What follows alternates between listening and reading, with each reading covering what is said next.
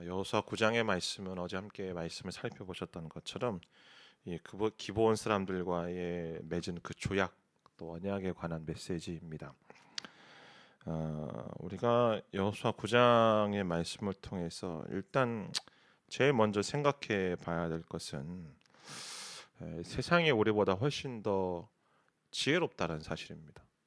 세상이 훨씬 더 우리보다 간교하다라는 사실이죠.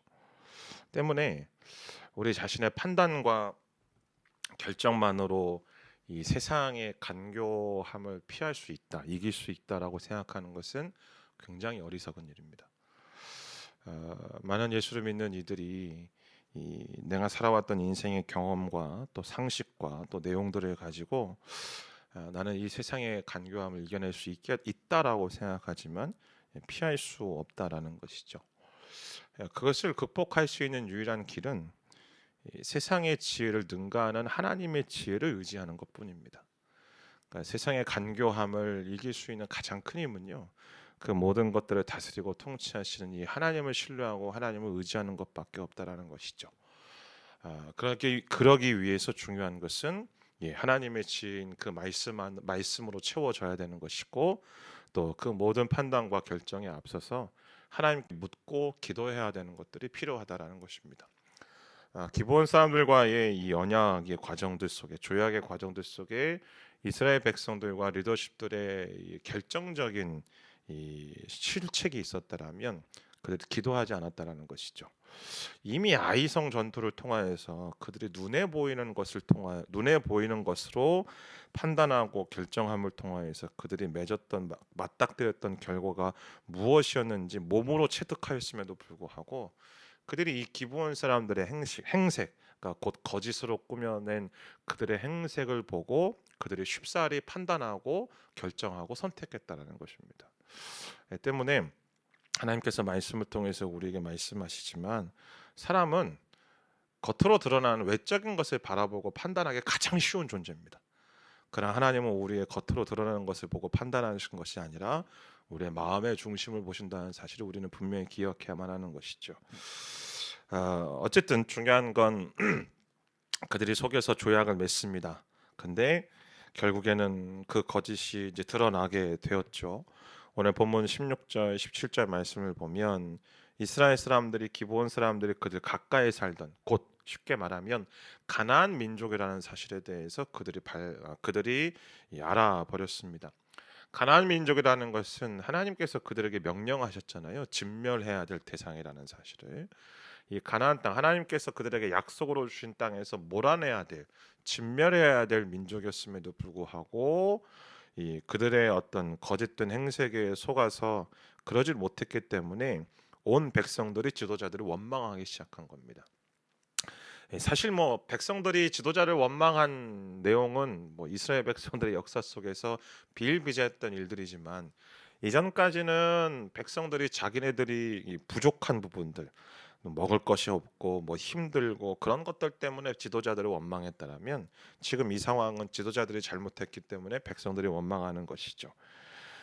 왜냐하면 또 그런 일들을 겪을까봐라는 어떤 백성들의 이 불편함 때문입니다. 서두에도 말씀드렸던 것처럼 아이성 전투에서 기도하지 않고 성급하게 결정하여서 사람들이 죽어나가고 어마어마한 이 하나님의 진노를 경험하였던 그들이 또 그런 일들을 마주할지도 모른다라는 그런 어떤 두려움들로 인하여서 지도자들을 향하여서 원망하는 것이죠. 맹세한다라는 것 자체가, 특별히 하나님을 두고 맹세한다라는 것 자체가 목숨을 걸고 반드시 지켜야 된다라는 것을 전제로 했기 때문에 이 백성들이 화가 나는 것입니다. 그럼에도 불구하고 18절 말씀을 보면 회중의 지도자들이 이 여호와를 두고 맹세했기 때문에 이스라엘 사람들은 그들을 죽일 수 없다라고 되어 있죠. 만일 기브온 사람들에게 손을 댄다라면 하나님의 진노가 그들에게 임할 것입니다. 실제로 사무엘하 21장 하반부에 보면 이스라엘 땅에 기근이 임하는데 그 기근이 임하는 이유가 무엇인가? 사울이 기브온 사람들을 죽였기 때문에 그것에 대한 하나님의 진노가 임했다라고 성경은 우리에게 이야기를 하고 있죠. 그것 때문에 이 기브온 사람들의 마음을 달래주기 위해서 다윗이 이 사울의 이 친족 남아 있는 큰 친족들을 죽여서 기브온 사람들의 마음을 달래주고 그제서야 이 기근이 멈췄다라는 우리는 사실을 우리는 알고 있지 않습니까? 자, 이처럼 그들을 죽일 수는 없는 것입니다. 그들에게 손을 댈 수는 없었던 것이죠. 그것 때문에 지도자들이 대안을 제시합니다. 어떤 대안을 제시하는가? 자, 20절, 21절 말씀 함께 있습니다. 시작. 우리가 그들에게 할 수 있는 것은 이것이다. 우리가 그들에게 맹세한 그 맹세 때문에 우리에게 저주가 임하지 않도록 그들을 살려주는 것이다. 지도자들이 이어 말했습니다.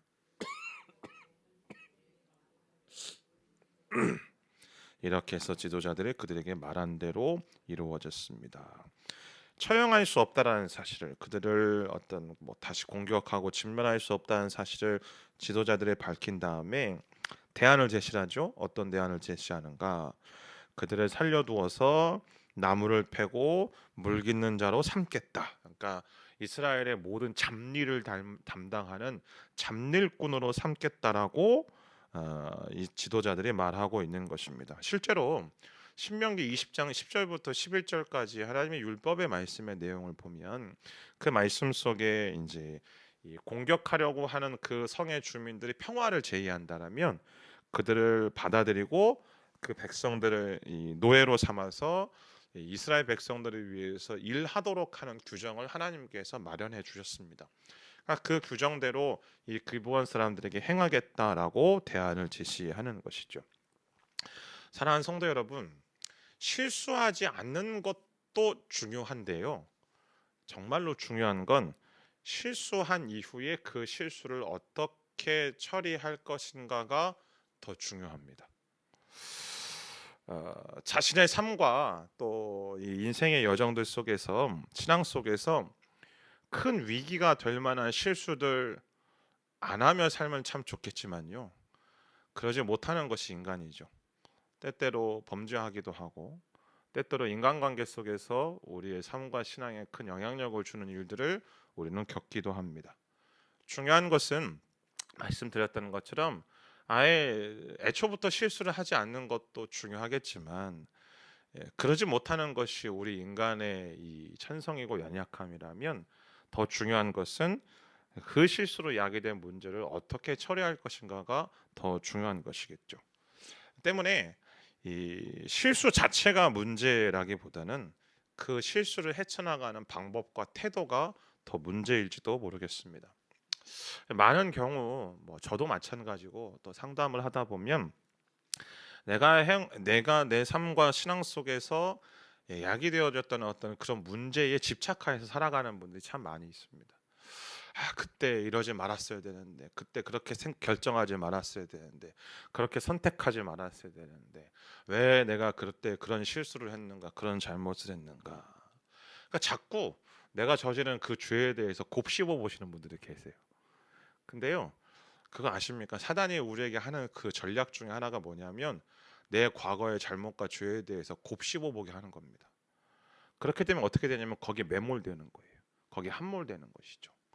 오히려 하나님이 우리에게 말씀하시는 그 약속의 말씀을 의지해서 우리는 한 걸음 한 걸음 더 앞으로 나아가야만 합니다.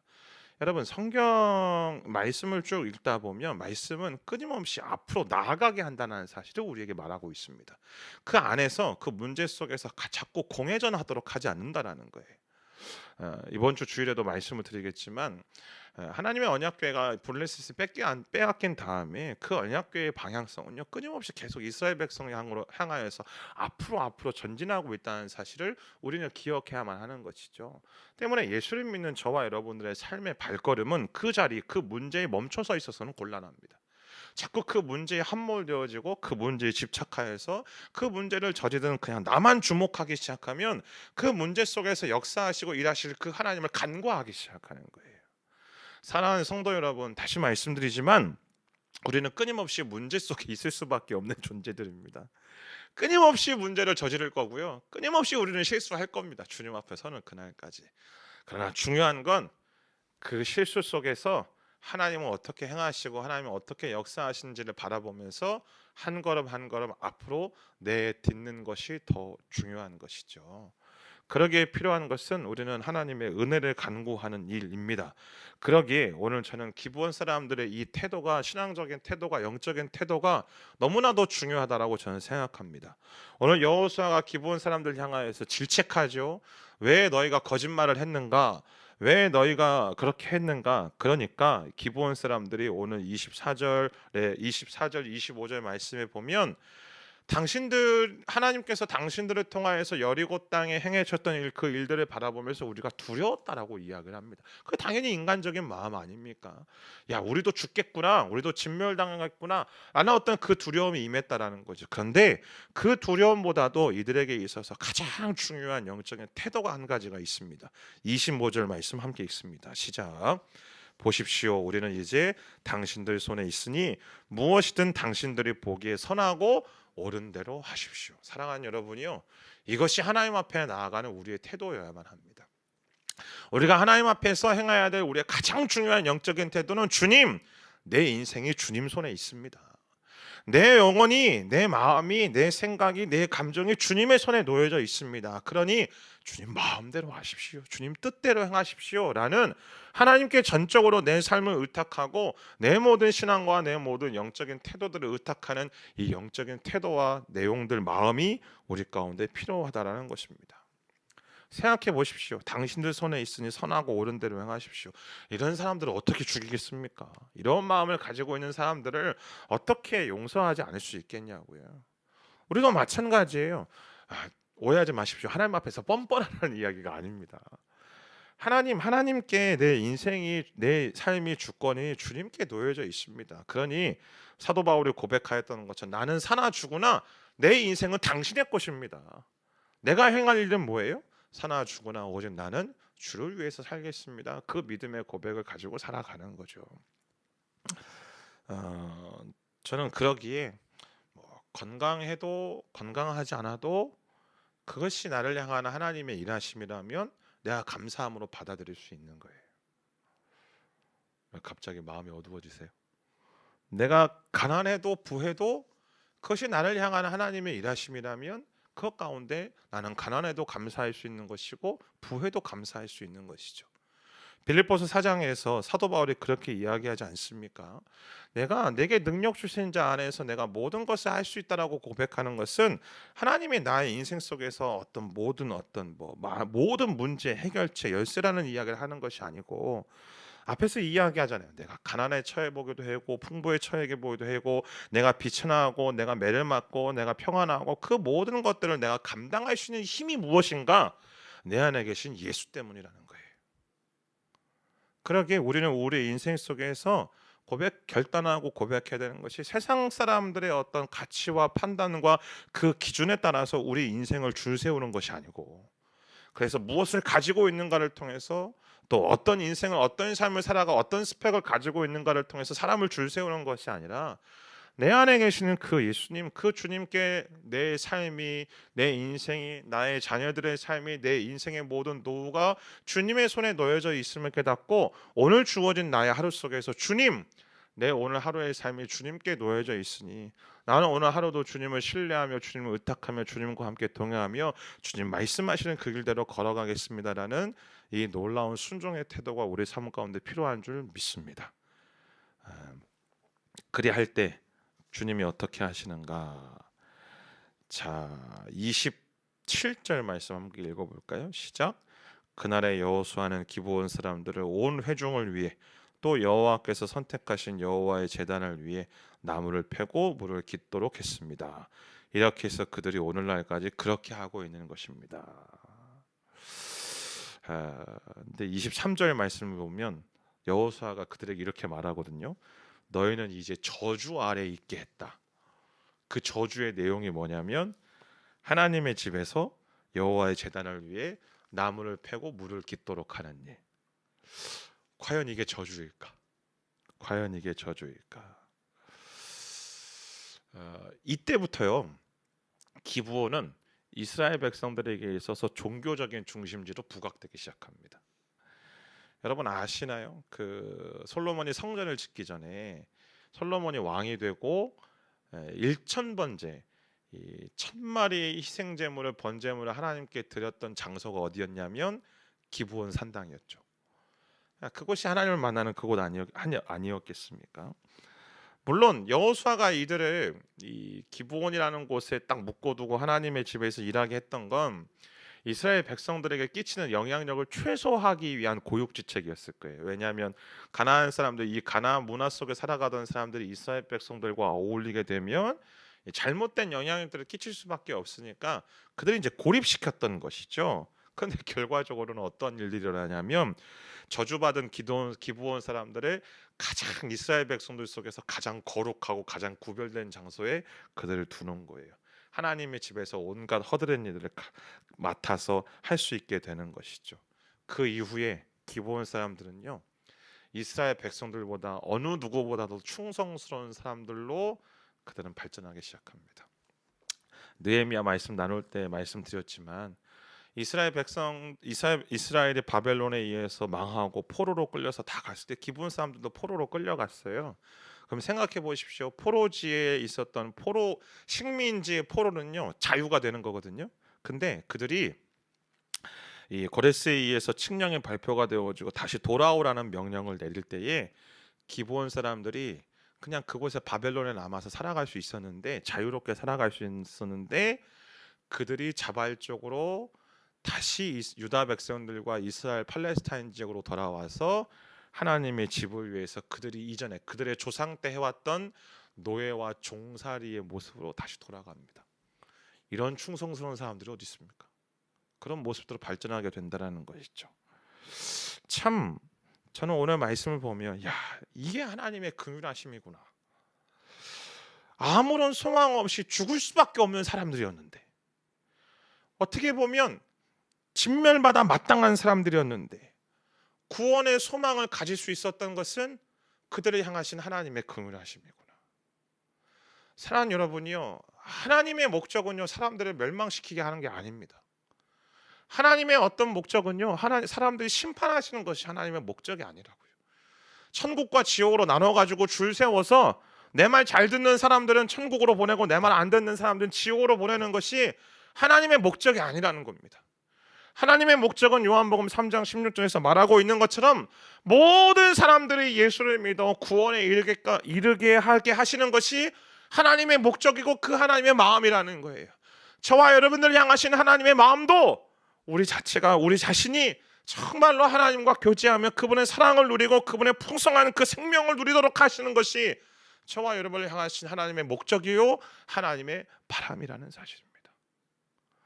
오늘 우리는 이 하나님의 놀라우신 긍휼하심과 그 은혜 앞에서 나를 그 풍성한 긍휼 가운데 채워주신, 내가 받아 마땅한 그 저주를 오히려 영적인 축복으로 바꿔주신 그 하나님의 놀라우신 은혜와 긍휼하심 앞에 그 주님을 찬송하며 그 주님을 기뻐하는 인생으로 우리는 살아가는 것이 마땅한 것입니다.